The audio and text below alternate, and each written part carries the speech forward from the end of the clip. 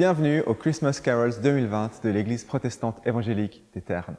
Cette année, on ne peut pas les faire à la chapelle comme d'habitude, mais ce n'est pas grave parce que tous les ingrédients sont réunis pour que cette édition des Christmas Carols soit une réussite.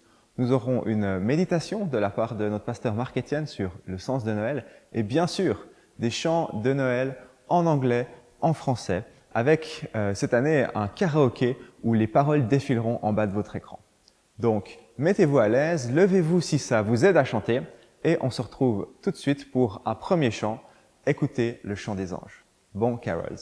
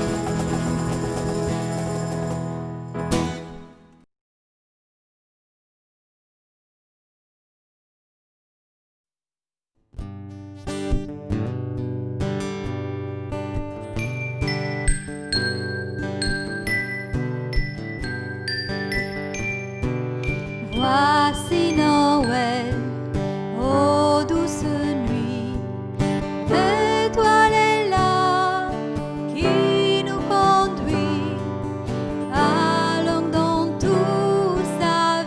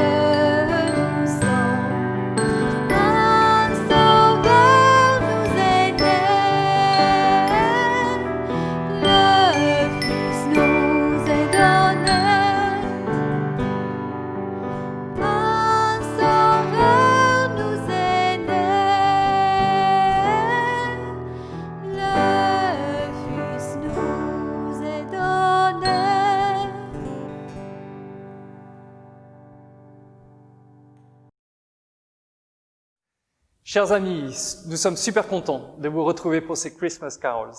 J'espère que vous chantez à pleine voix et avec entrain là où vous êtes cet après-midi. Et en cette année 2020, il faut dire que la fameuse magie de Noël, où le temps semble suspendu, où l'état d'esprit de chacun tend vers plus d'apaisement et de fraternité, tout cela semble un peu plus lointain que d'habitude peut-être. Nous avons de nombreuses préoccupations économiques, sociales, familiales peut-être, et la santé. Dans le même temps, avec notre mode de vie remis à plat, nous avons aussi l'opportunité, plus que jamais, de revoir nos fondements pour notre famille, pour notre vie et notre société. Et cet après-midi, alors avec tous les membres de l'Église des Ternes, nous espérons vous offrir un moment de pause agréable et de convivialité, mais aussi un apport constructif dans cette réflexion sur ce qui est essentiel. Et je vous propose donc de prendre quelques minutes autour du récit de la naissance de Jésus. C'est l'événement que nous fêtons à Noël. Et je voudrais lire un extrait de l'Évangile selon saint Luc au chapitre 2 et faire quelques réflexions rapides au fur et à mesure de la lecture que vous pouvez suivre sur votre écran. Je lis. En ce temps-là, l'empereur Auguste publia un édit qui ordonnait le recensement de tous les habitants de l'Empire. Ce recensement, le premier du genre, eut lieu à l'époque où Quirinius était gouverneur de la province de Syrie. Tout le monde allait se faire recenser, chacun dans la localité dont il était originaire. C'est ainsi que Joseph, lui aussi, partit de Nazareth et monta de la Galilée en Judée, à Bethléem, la ville de David.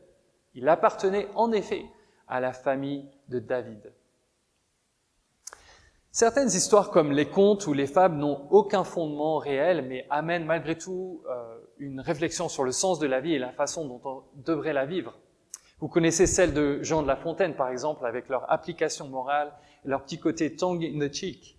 C'est instructif, c'est plutôt plaisant à lire. Et on pourrait se contenter de penser que cette gentille petite histoire de Noël, après tout, est une légende plutôt sympa, une sagesse un peu vintage. Et bon, les anges qui vont bientôt apparaître, là, c'est peut-être un peu trop. Peut-être que vous pensez que ce n'est pas très crédible, mais qu'il y a des choses à prendre ici ou là, malgré tout, en termes d'éthique de vie, la générosité, la paix, la vie de famille. Est-ce votre approche des événements de Noël? Si c'est le cas, je vous suggère d'examiner les faits plus attentivement. L'évangéliste Luc a côtoyé en personne les témoins oculaires de tout ce qui est raconté ici. Il fait le travail d'un authentique historien tout au long de son évangile.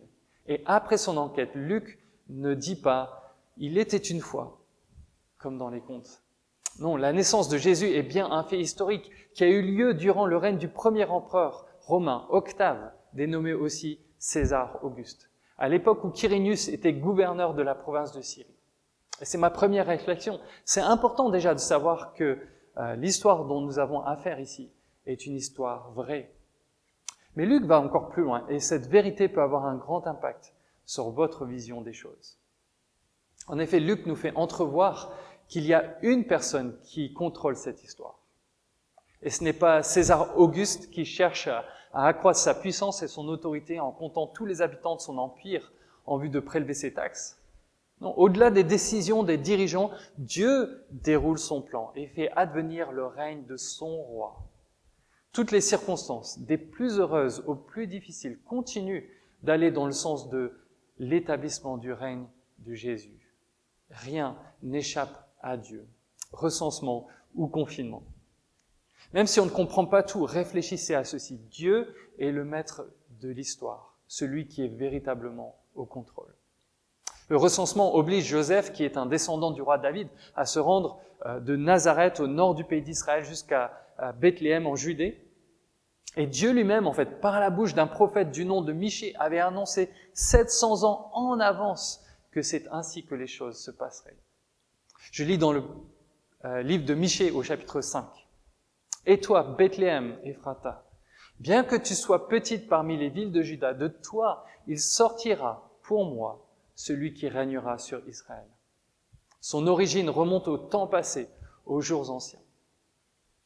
C'est pourquoi l'Éternel livrera à d'autres son peuple, jusqu'au moment où celle qui doit enfanter enfantera. Alors le reste de ses frères rejoindra les Israélites. » Dieu est bien le maître de l'histoire, mais ce fait nous apprend aussi que l'enfant qui naît de Marie sera un homme de la famille de David, et c'est lui qui rendra manifeste le règne de Dieu, non seulement sur le reste d'Israël, mais aussi sur le reste de ses frères. Jésus ne sera pas un roi national, mais international si vous voulez. Il le fera avec l'autorité de Dieu lui-même. Et c'est une deuxième réflexion à retirer de ce passage. Il s'agit d'une naissance historique et royale. Mais continuons notre lecture du texte et soyons étonnés par un contraste. Regardez verset 5. Joseph se rendit à Bethléem pour se faire recenser avec Marie, sa fiancée qui attendait un enfant. Or, durant leur séjour à Bethléem, arriva le moment où Marie devait accoucher.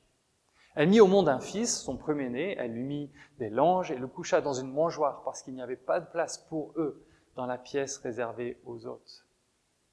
Dans les champs environnants, des bergers passaient la nuit pour garder leurs troupeaux. Un ange du Seigneur leur apparut et la gloire du Seigneur resplendit autour d'eux. Une grande frayeur les saisit.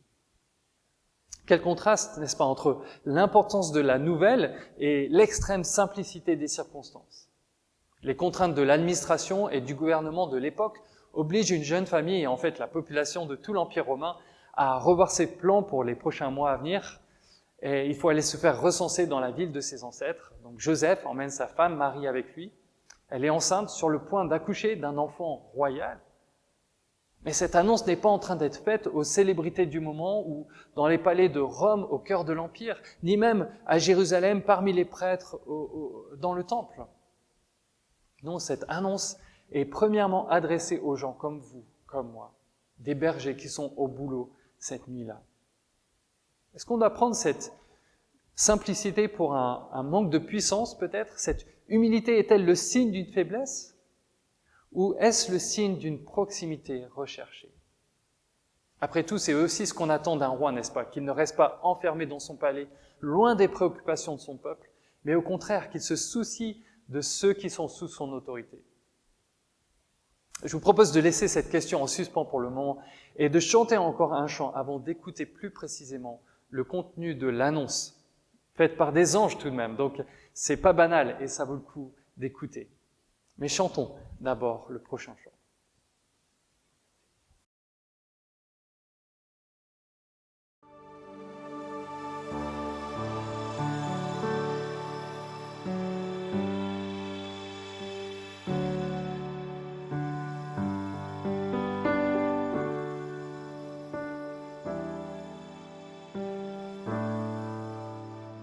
Le premier Noël chanté par les anges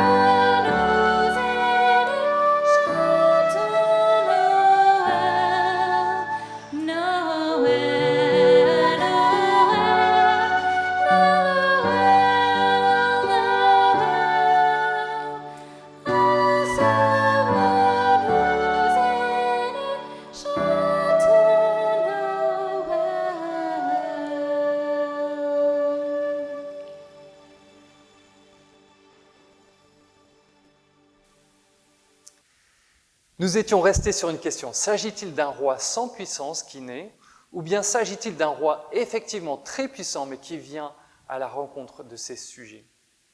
Continuons la lecture pour avoir la réponse. Voyez au verset 10. L'ange dit au berger, « N'ayez pas peur. Je vous annonce une nouvelle qui sera pour tout le peuple le sujet d'une très grande joie. Un sauveur vous est né aujourd'hui dans la ville de David. C'est lui le Messie, le Seigneur. Et voici à quoi vous le reconnaîtrez. Vous trouverez un nouveau-né dans ses langes et couché dans une mangeoire. » Et tout à coup apparut aux côtés de l'ange une multitude d'anges de l'armée céleste qui chantaient les louanges de Dieu. Gloire à Dieu au plus haut des cieux et paix sur la terre aux hommes qu'il aime. Voici 2 dernières réflexions que je voudrais mettre devant vous cet après-midi. Jésus est né pour sauver. Voyez ce qui est affirmé à son sujet. Il est le Messie, c'est-à-dire le roi choisi pour délivrer. Il est le Seigneur. Il est Dieu lui-même. Cela résout notre question de tout à l'heure. Jésus, même bébé à ce stade de l'histoire, n'est pas sans puissance. S'il vient si humblement, c'est une bonne nouvelle. Il vient pour sauver. La Bible nous parle, depuis son 3e chapitre jusqu'à sa dernière page, de notre besoin impératif d'un libérateur. En effet, à la suite d'Adam et Ève, nous nous sommes tous rebellés contre l'unique roi légitime de cet univers, Dieu, le créateur de tout ce qui existe. Plutôt que de se réjouir de son bon leadership, l'humanité entière s'est lancée dans une guerre contre le roi des rois, avec pour but, si c'était possible, de l'effacer du tableau, de vivre indépendamment de lui. Et nous participons tous à ce conflit. C'est ce que la Bible appelle le péché. Mais Jésus, qui naît à Noël, est le Seigneur en personne, qui vient non pour le jugement, mais pour offrir une voie de salut dans ce conflit. La suite de l'histoire nous apprend comment. Il a pris sur lui, à la croix, nos fautes, avec la condamnation et la peine que nous devions subir pour notre rébellion. Il a encaissé le coup de ce juste châtiment à notre place, pour que nous soyons épargnés de la juste colère de Dieu à venir. Jésus est né pour sauver, Jésus est né pour réconcilier. Le roi offensé est venu en personne pour offrir un moyen d'être réconcilié avec lui. La gloire de sa personne n'est-elle pas clairement visible dans un tel projet? Dieu lui-même annonce à tous ceux qui veulent l'entendre. Paix, paix sur la terre aux hommes, aux femmes qu'il aime. Ce message est certifié par Dieu lui-même et non une invention humaine. La gloire qui accompagne sa présence a été manifestée au berger. Et tout ce que les anges ont annoncé est réellement arrivé conformément à la parole de Dieu. Que ferez-vous de ces vérités? Voici en tout cas ce que les bergers ont fait. Regardez verset 15. Quand les anges les eurent quittés pour retourner au ciel, les bergers se dirent l'un l'autre, « Allons donc jusqu'à Bethléem pour voir ce qui est arrivé, ce que le Seigneur nous a fait connaître. » Est-ce que je peux, pour terminer, vous suggérer la manière dont vous pourriez réagir en suivant l'exemple des bergers, ces gens comme vous et comme moi? Explorez davantage les détails de ce message qui vient de nous être rappelé aujourd'hui. Ne serait-ce que par intégrité intellectuelle, vérifier la fiabilité de telles paroles, de tels faits. Je vous suggère 3 façons. D'abord, si vous n'avez pas ouvert une Bible depuis que vous êtes enfant, reprenez-en la lecture en tant qu'adulte. Peut-être vous n'avez même jamais lu. Commencez. L'idée que vous avez besoin d'un sauveur vous semble étrange. Creusez la question. Deuxièmement, j'aimerais vous inviter en toute simplicité à venir à une de nos célébrations le dimanche matin. Si vous êtes au collège ou au lycée, joignez-vous à nos soirées collégiens ou lycéens. Vous n'avez pas besoin de partager toutes nos convictions pour assister à nos rencontres. Venez, écoutez, apprenez à connaître d'autres chrétiens, posez vos questions. Et si cela vous semble un pas trop grand à faire, nous vous proposons une série de 5 rencontres découvertes dans l'évangile de Jean, prévues comme un temps d'étude, d'écoute et d'échange. Elles sont conçues pour tous ceux qui souhaitent découvrir le cœur de la foi chrétienne. La première rencontre aura lieu ce jeudi 17 décembre à 20h30 sur Zoom. Vous trouvez tous les détails sur notre site internet. Enfin, est-ce que je pourrais vous recommander la lecture de ce livre, Plaidoyer pour la véritable liberté, égalité, fraternité. Il a été écrit par Edward Nelson, que beaucoup d'entre vous connaissez. Quelle joie ça aurait été de le voir lui-même présenter son livre, mais il nous laisse, quoi qu'il arrive, un message percutant et de première importance que je vous encourage très chaleureusement à lire. Vous pourrez trouver ce livre sur BLF Store ou bien prendre contact sur le site de notre église, églisedeterne.fr. Voilà, j'aimerais vous remercier pour votre écoute et que Dieu vous bénisse en vous donnant de le connaître et de connaître celui qu'il a envoyé, Jésus-Christ. Je vous propose de chanter encore 2 chants avant un mot de conclusion et on se retrouve sur Zoom juste après. À très bientôt.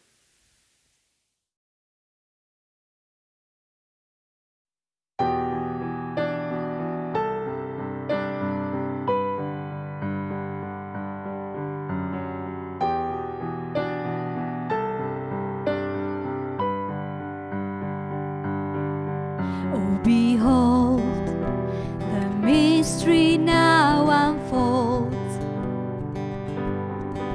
See the star shine on the virgin foretold.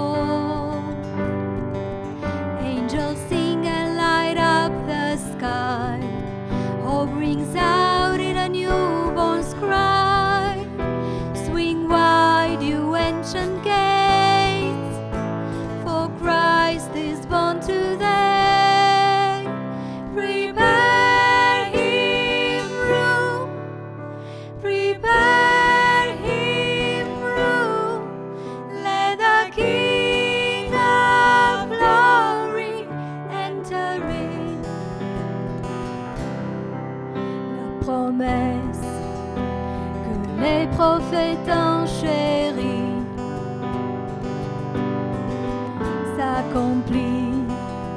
Dieu parmi nous s'est établi. Une lumière a resplendi.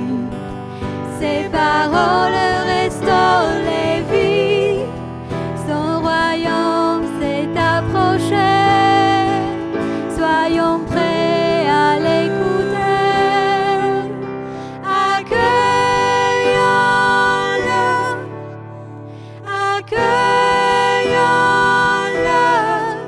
invitons ce grand roi glorieux.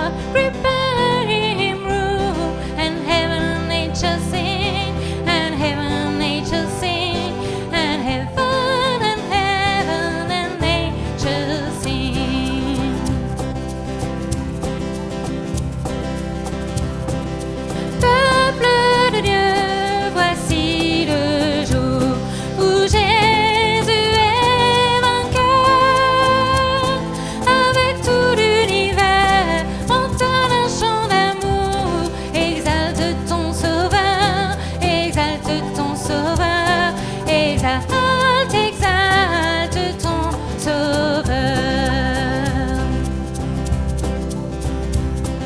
Il règne sur le monde avec vérité, il fait connaître au peuple la gloire de sa justice, les merveilles de son amour, les merveilles de son amour, les merveilles de son amour.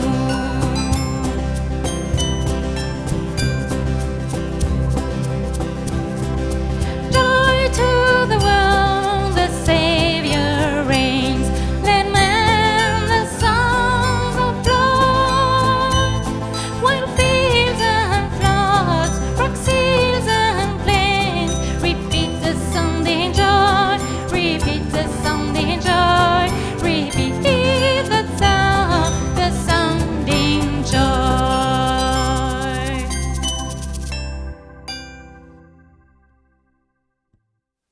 Ces carols touchent maintenant à leur fin. On espère que vous avez eu du plaisir à chanter avec nous et à découvrir ou bien redécouvrir le sens de Noël. Comme indiqué, on va maintenant passer à un Zoom qui se veut festif et convivial, et ce sera l'occasion de retrouver vos voisins, des amis ou bien de découvrir de nouvelles personnes si vous nous regardez de plus loin que la région parisienne. Tout concrètement, il y aura plusieurs petites salles dans ce Zoom que vous pourrez rejoindre. Donc n'hésitez pas à cliquer dans la description qui est sous cette vidéo pour rejoindre l'application Zoom. Et au plaisir de vous voir dans le Zoom. Et sinon, joyeux Noël à chacun.